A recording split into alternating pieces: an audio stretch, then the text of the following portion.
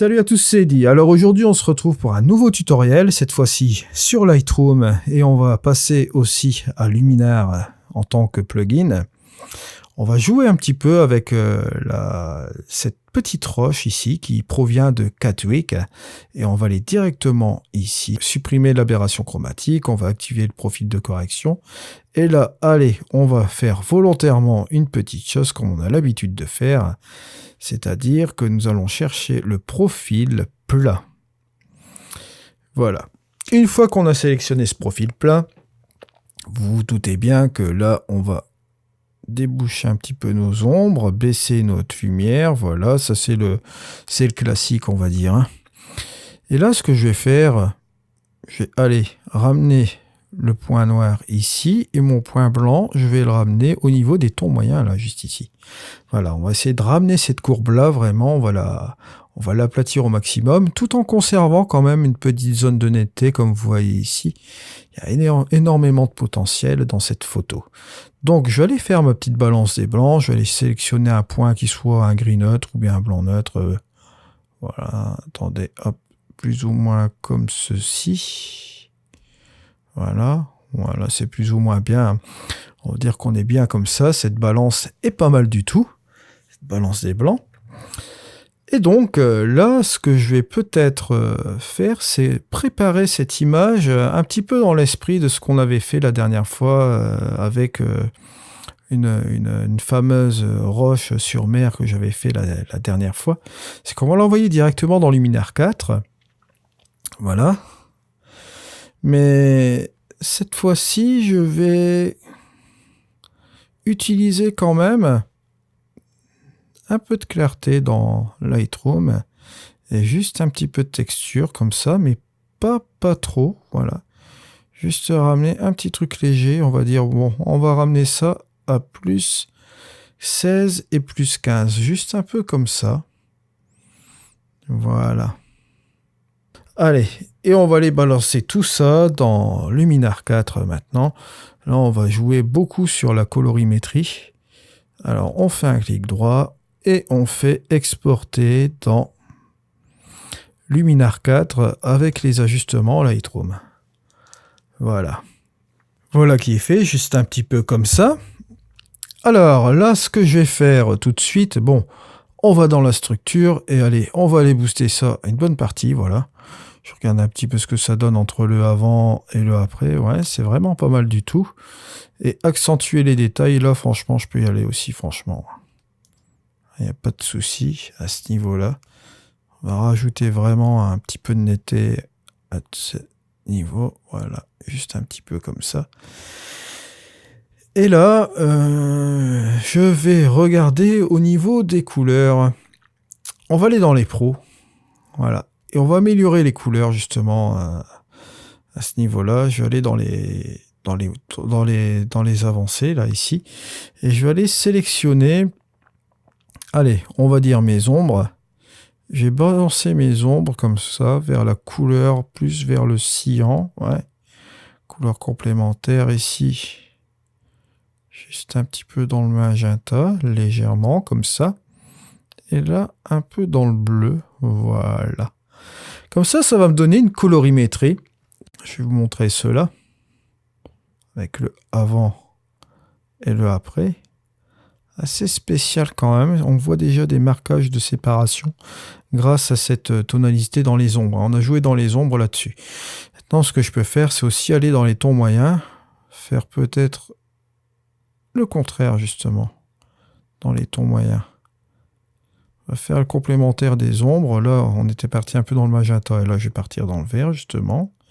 Pas trop. Juste un peu comme ça.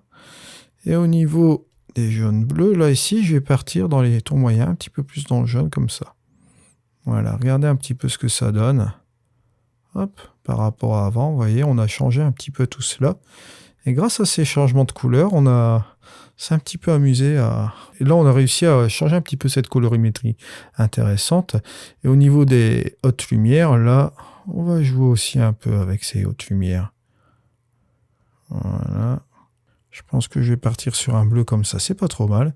Si je regarde la différence entre le avant, vous voyez, la photo qu'on a ramenée ici dans Luminar, à partir de Lightroom, et regardez la différence, vous voyez, avec de la structure et tout cela, on en arrive à un résultat vraiment pas mal. Vous voyez, en quelques clics. Hein. Donc, ça marche vraiment très très bien.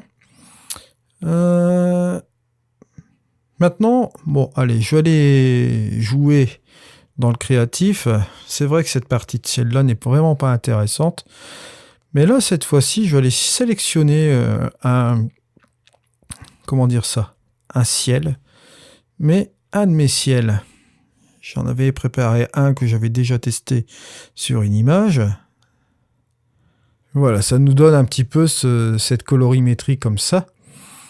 On dirait que ça s'accommode bien avec cette image, regardez. Hop, ça rajoute un plus. Donc vous voyez là, j'ai rajouté un de mes ciels comme ça, juste pour combler ce petit truc-là. Et on est bien. Vraiment, là, on est très très bien. On va pas s'embêter non plus. On va peut-être aller rallumer un petit peu la scène comme ça par rapport à ce ciel. Je veux pas non plus, voilà, trop modifier parce que j'avais travaillé sur la couleur auparavant. Mais bon, vous voyez, en rajoutant encore ce ciel à l'arrière, ça rajoute encore quelque chose. Petite différence qui fait la chose quand même ici. Bon, on va appuyer sur appliquer, vous allez voir. Là, on part vraiment dans le créatif. Voilà, alors donc maintenant, qu'allons-nous faire? C'est très simple. On va les sélectionner. Un pinceau. Allez, on est parti sur le pinceau. On est parti sur le pinceau. Et là, on va balancer du contraste. Et qu'est-ce qu'on va faire aussi? On va balancer un petit peu on va sous-exposer un petit peu l'ensemble là. Je vais faire des contours. Je vais vraiment couper la roche. Vous allez voir. Ça va vraiment être pas mal aussi. Et allez, on va rajouter encore un petit peu de clarté justement en passant par là. Donc, on en arrive ici. Ce que je vais faire, c'est que je vais réduire aussi la taille de la brosse. Voilà, juste un petit peu comme ça. Et bon, bah allez, on va y aller. Hein, on va faire directement ce qu'on devait faire. Là, vous voyez ici. Je vais vous montrer tout de suite. Voilà. Faire cela. Je vais même faire l'affichage pour voir un petit peu où j'en suis. Voilà. On va continuer comme ça.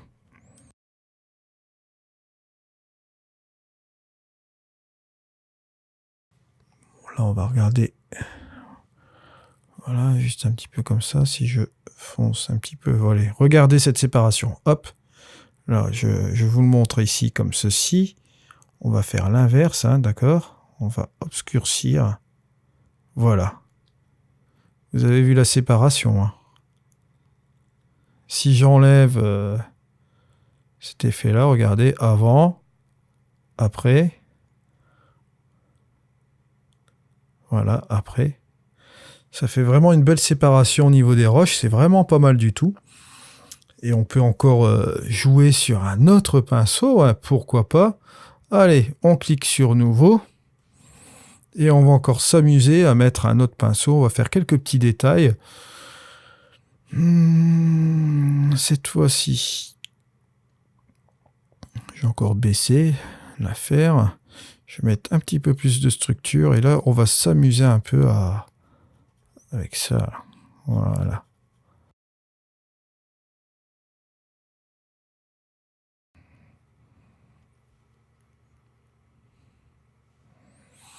Voilà, un peu comme ça. Et si j'enlève ceci, hop, j'enlève tous mes pinceaux. Et là, après, je vais les remettre.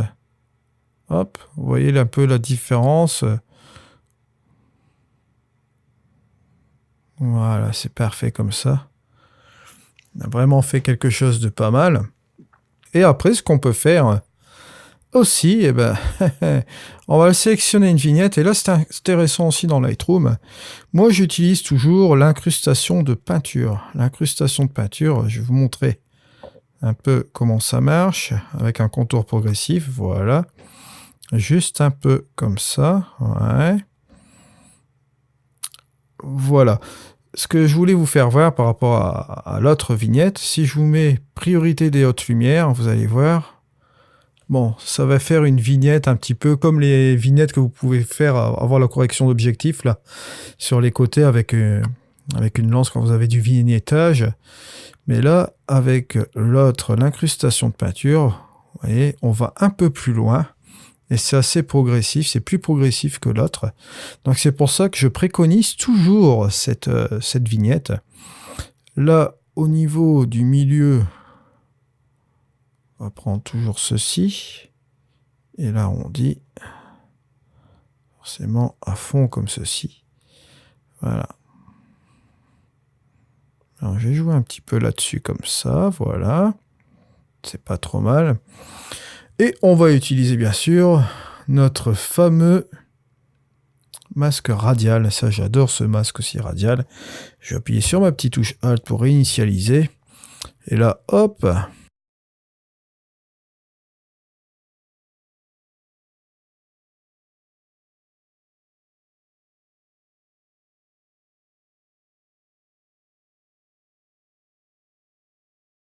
Et après, vous voyez qu'il y a du changement. Voilà. Après, je clique sur fermer. Donc, on en arrive déjà à une image qui est pas trop mal. Vous voyez, on a fait vraiment quelques petits changements sur cette image. C'est assez particulier. C'est, on va dire, un traitement assez basique. Hein. On n'a pas fait grand-chose finalement, si on réfléchit bien. Mais ça vous donne cette petite image-là qui est assez sympatoche.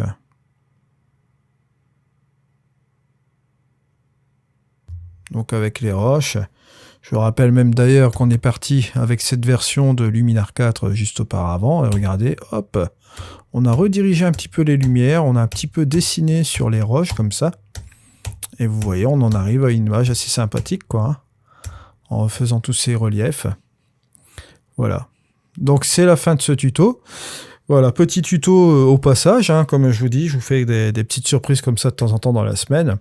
Merci beaucoup pour votre support, pour vos commentaires, pour les likes. Cela me fait vraiment plaisir de recevoir tout ça de votre part. Ça m'encourage bien sûr pour vous faire d'autres tutos. Je vous prépare en tout cas de nombreux tutos qui vont venir là encore ces prochains jours, prochaines vidéos, etc. On va encore s'amuser ensemble sur la chaîne. On en parlera un petit peu plus tard. Allez, je vous laisse. À la prochaine. C'était Eddy sur Lightroom et Luminar 4. Allez, au revoir.